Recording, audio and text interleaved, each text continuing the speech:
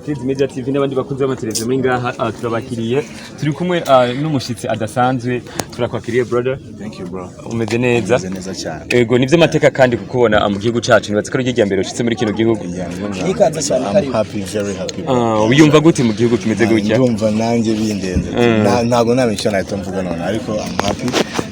Nk'ahantu mfite public nini ifite abantu bakora indirimbo zanjye kinini, so igihe cyo kirimo kuducika tudabona abantu bacu, so it's a blessing to be here and yeah. Social MULA oje mu gitaramo kidasanzwe kizoba kirimo abaririmbyi bo mu Burundi twita ibihangange, witeguye gute kwerekana nawe impano yawe n'ingene ushoboye imbere y'ivyo bihangange?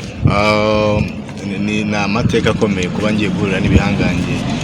by'abarundi twubaha no mu Rwanda cyane, by'umwihariko Fizo, Kidumu, Satbi n'abandi benshi cyane nabonye. So ni umugisha ariko by'umwihariko ni experience nini cyane, ndashaka kumenya uko music yanjye yigeze yakirwa kuko mu Rwanda ngiye kurimbira hano. Social MULA amaze gukora n'abaririmbyi bashika kuri babiri b'abarundi nyimba ntihenze, ni kihe kintu wabonye ku baririmbyi b'abarundi tigeze bakora ku bandi baririmbyi musanze mukorana mu gihugu bayemo? Nta kidasanzwe ariko by'umwihariko nuko umuziki bawumva. Umuhanzi w'umurundi yakora umuziki ntago aba papira bro, abawukora afite impano, ariko akenshi usanga ibintu bigezweho ari abantu baza muri music ariko badafite quality yo gutanga music. Icyo nzi nuko abahanga ari benshi mu gihugu. Social MULA benshi abarundi sinzi bakumenye kubera Big Farious, byari bimeze gute kugira ngo ushegura na Big Farious, byagenze gute kugira ngo ashe kukwemerera ko muririmbana mu gihe benshi muri twe tutari tukuzi? So Fizo ndibuka ko yazaga mu Rwanda cyane gukora ibitaramo, so afite management yakoranaga no mu Rwanda twa Decent Entertainment, so niyo yaduhuje dukorana indirimbo kandi ndanamushimira cyane kuba yaratumye inaha bamenye izina ryanjye. Nubwo wenda nagize amahirwe yo gukora ibikorwa nyuma bakagenda bimenya, ariko yagize uruhare runini cyane kuba bamenye izina Social MULA n'ahanga. So byari bikomeye cyane bro. Nkubwira ngo Fizo ari yoroshye cyane, ntago numvaga ko bishoboka kuko ngiye twahuye ngiye gukora indirimbo twarabanje guhura ndi muri show ndi umufana. So urumva ko uri umufana wiwe, ari umufana wiwe? Yeah, sure. Of course, still bro. Okay. Social MULA ni Alvin Gucci kuva muri Hit Top TV, the number 1 channel batana niko batigera bananirwana n'umusi n'ubu kirazira. Social MULA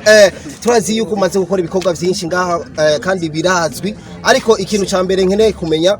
nk'ikibazo cyambere kivuye ku mutananirwa Alvin Gucci, mbe Social MULA n'ubundi uje guhura n'ibihangange bikomeye cyane, ndazi yuko wipanze. The dawn is right here man.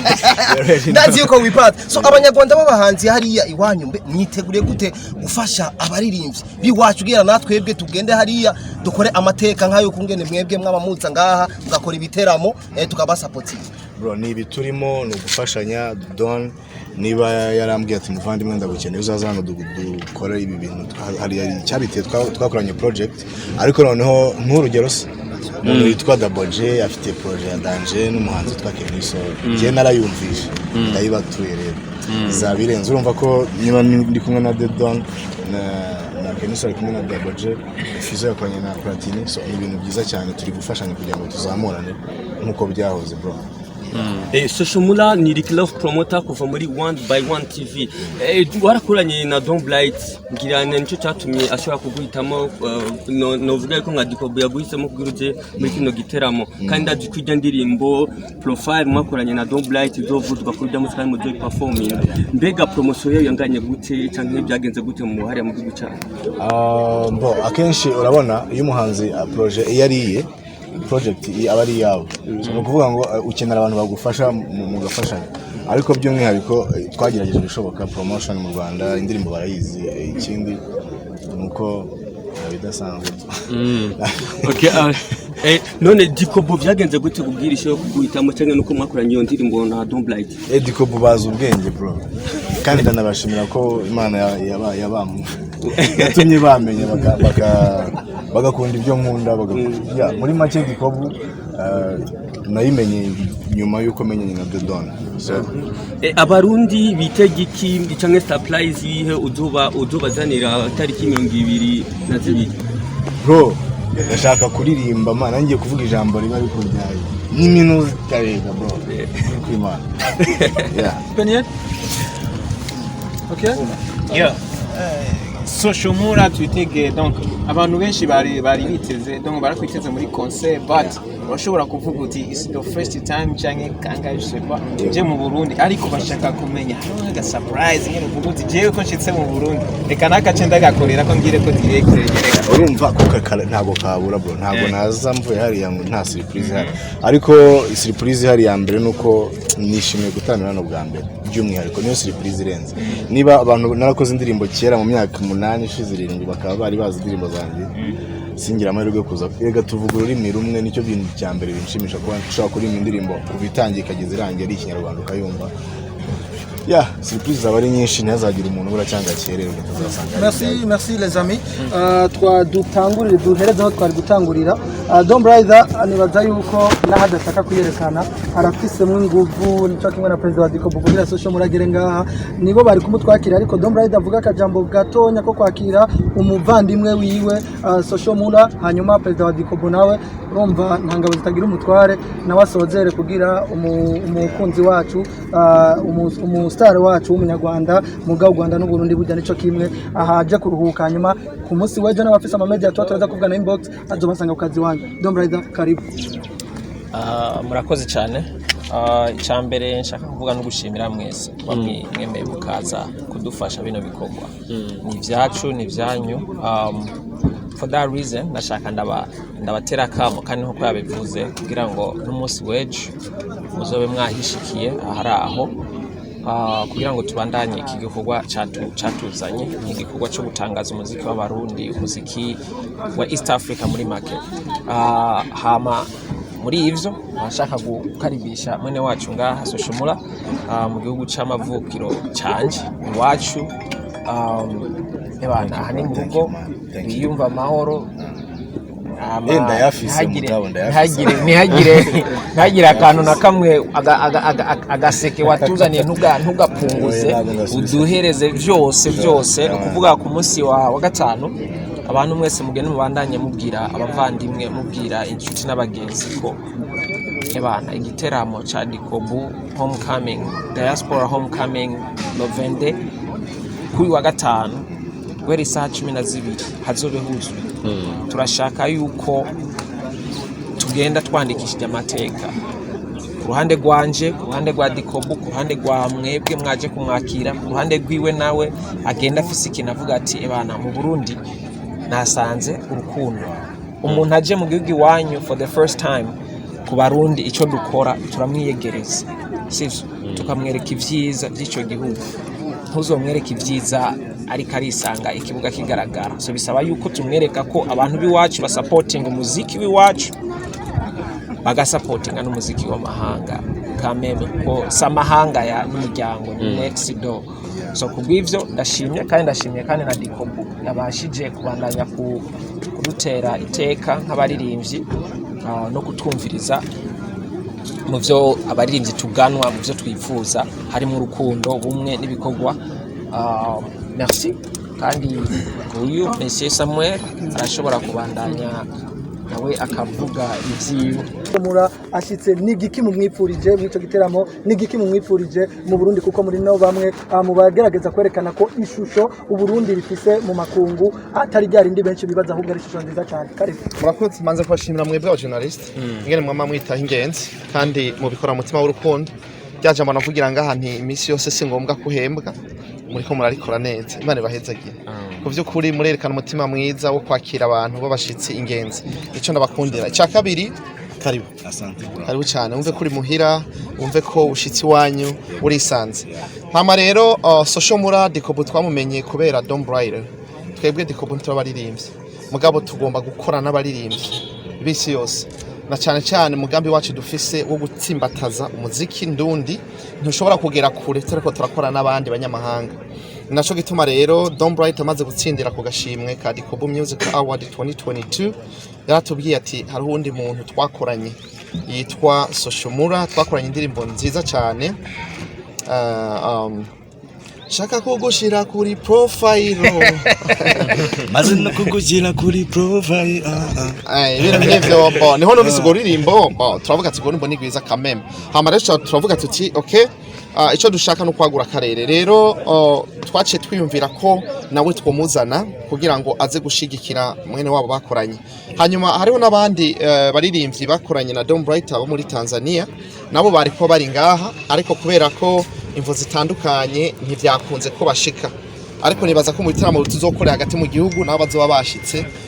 kuri iki ca 2022 ntazoba bahari ariko dikobo turategekanya gukora ibindi bitaramo nka 2-3 mu gihugu abo bandi rero banyamahanga Kongo na Tanzania turafise abandi bazoba bari kumwe bashobora kuba bari kumwe n'aba bantu bariko barakora ibiteramo hagati mu gihugu intumbero yacu rero ya dikobo no guteza imbere ugwaruka no guteza imbere inyigisho indero n'inyigisho mu gwaruka ariko kandi kugira ngo dushikirwe ugwaruka twifuza nuko tubicisha mu mpano zitandukanye utugenegene umuziki n'ibindi naco gituma rero twiyumviye gukora ico gikorwa nico gituma rero nshimiye Soshomura kuba ari ngaha nshimiye n'abandi baririmbyi bariko baraza bavuye mu bindi bihugu bitandukanye zo bari ngaha no kuvyumva rero yuko nimba tugomba guteza imbere umuziki w'u Burundi ntitwiyugarirako turugurura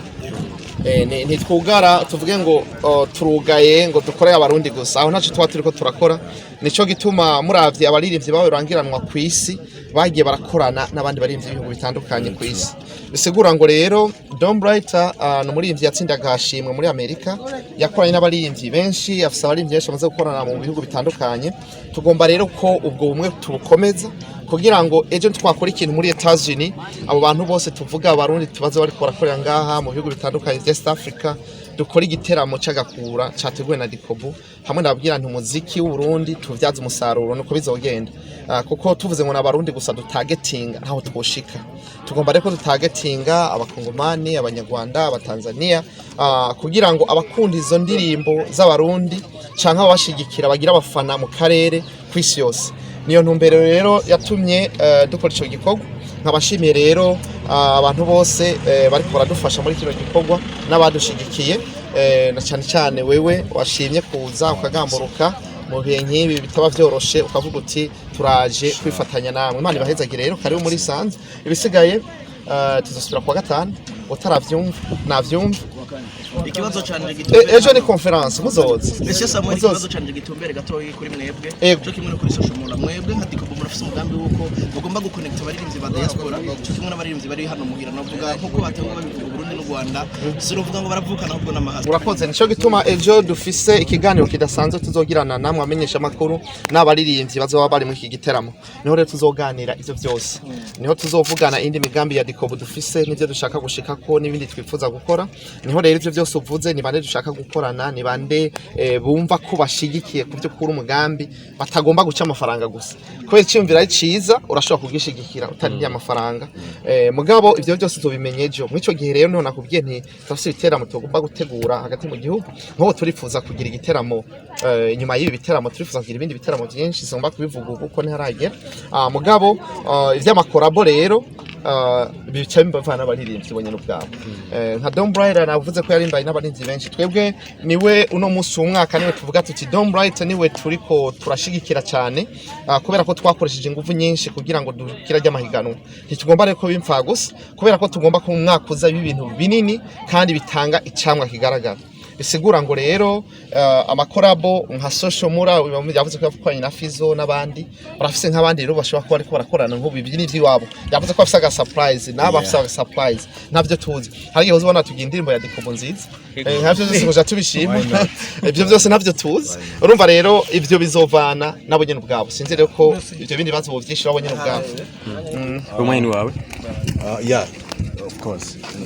byanze bikunze ntago naza hano bazi ko Don twakoranye indirimbo ari Canada inohereza amajwi turayahuza ariko naho twahuye urumva ko ibyo bintu ntago twatandukana gutyo kandi ndifuza ko ngize amahirwe nakorana n'abandi bahanzi kuko ndakubwiza ukuri yuko muri gukora akazi gakomeye music nyarwanda ubushize hari ukuntu yari yabasize cyane ariko muri gupeza namwe nababwira ngo felicitation kuko hari abahanzi benshi cyane bagezweho b'abarundi ntabwo wenda nabona umwanya wo kubavuga none ariko ndabazi kandi abafana benshi cyane so music ndundi iri kuzamuka kandi nibyo byiza twifuza ko music yacu iba ikintu kinini kuko urabona nk'uko duhuje ururimi rumwe iyo duhuje noneho n'izo mbaraga n'ibitaramo tukabikora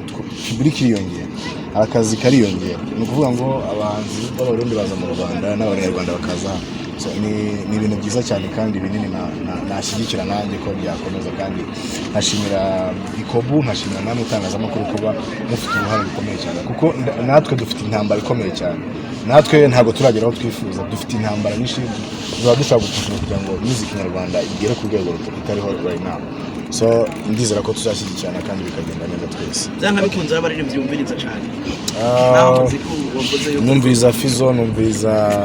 Satbi numviriza Double J numviriza Kriku numva D1 numva ni benshi bro